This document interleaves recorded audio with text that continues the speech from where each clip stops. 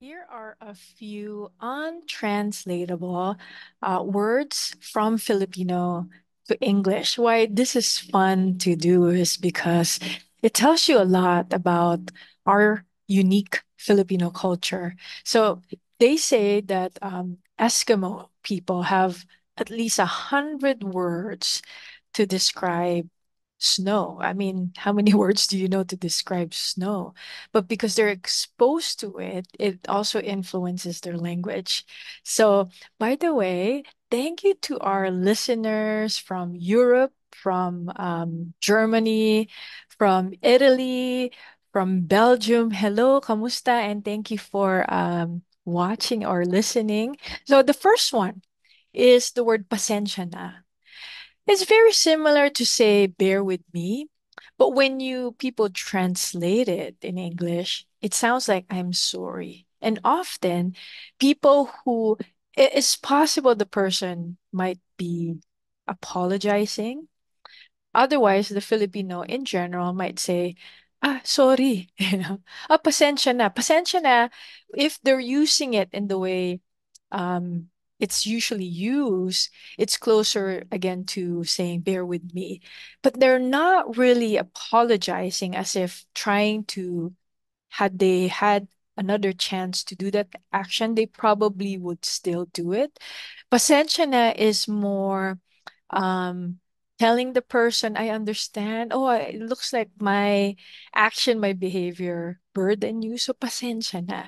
This the reason why um, this is really helpful if you are raising children in diaspora, if you are, Filipino American. There is a difference in the way we understand when once it's translated in English. So often you will hear people say, "Oh, yeah, Filipinos they keep saying sorry." And that's a possibility of someone who may need to be more assertive. There is a portion of that. But in general, I have also experienced that when I'm not trying to convey that I'm apologizing, I am just saying, "Oh, I'm so sorry. Excuse me that that burdened you or that offended you." So pasensya na is the first one. The next one is one of the Pinoy love languages. So if you're not familiar, I wrote a book. It's an ebook long time ago, Five Pinoy Love Languages. And I've since expanded that collection.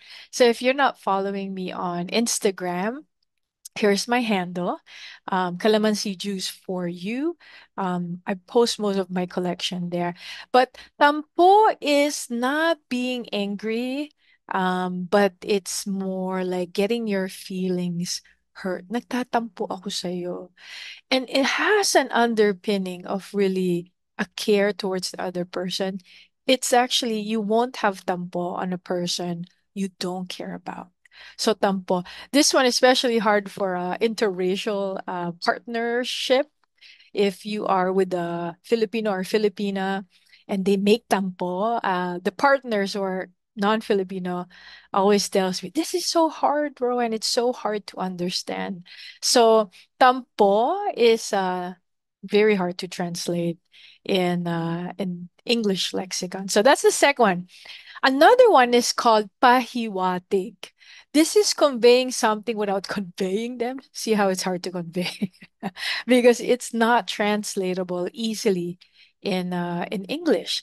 When you are using pahiwatig, it is you're trying to have the person get what you mean without using verbal assertion. You might use your body, you might use your facial expression, you might go around the bush, what they call paligoy-ligoy. But this is especially hard if you were born and raised in the Western world. Pahiwatig. Often, there's a clash because the immigrant felt like they've given enough pahiwatig. They've spoken without speaking verbally and they're confused or even upset why say the Filipino American or the younger generation is not able to get what they truly mean for them because they've already nagpahiwatig na sila. They've already conveyed it without conveying it. So, pahiwatig. Um, Next one. So we have pasensya na. tampo, pahiwatig. Another one that is not easily translatable in the English language is tanaw. Tanaw. Physically, it looks like glimpsing back. It is. Um, there is another definition. So when we say tumanaw ng utang na loob, so utang na loob is debt of gratitude. This is especially hard for Filipino Americans because the Western culture is based on something more quantifiable, um, and it's almost always opposite of the Filipino culture. And it's almost like you borrowed money and there is no end to what you need to repay that money for, in which, in all fairness, the feeling that they didn't ask for that money. Now, there is a group of people who might use that. Maybe they have their own trauma, your parents, and if they're using that at your own expense, you owe me this. It might not be because of their Filipino culture. It is likely that they're speaking on behalf of their trauma, their own wounding. And sometimes those things are hard to differentiate. So I understand. I am talking from a healthier standpoint.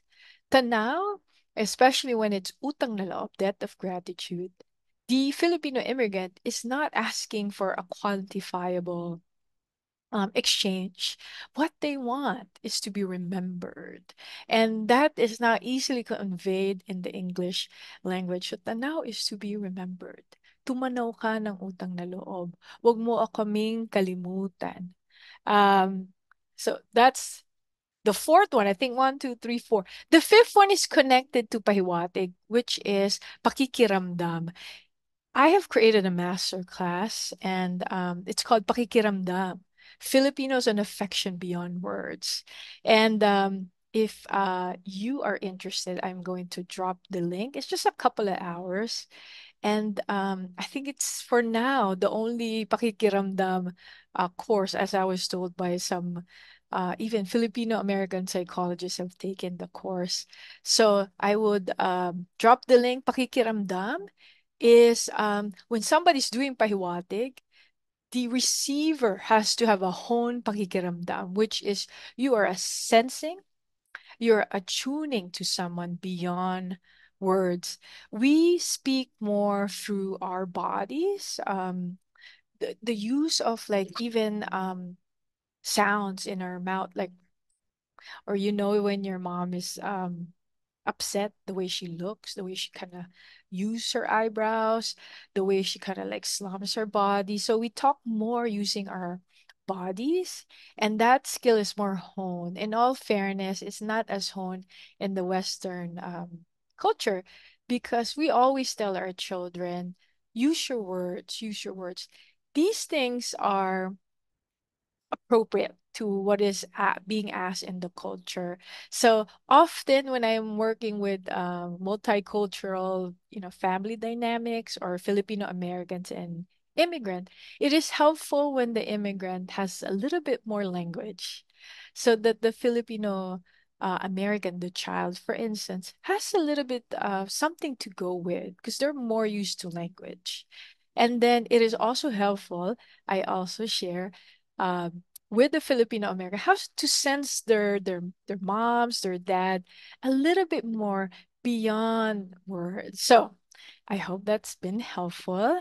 Um, if it has been, please share this video with other kababayans and leave me a comment. Say hello. Let me know where you're coming from. Again, this is Roanne Digia Samos, licensed psychotherapist. Maraming salamat po at ingat. Bye now.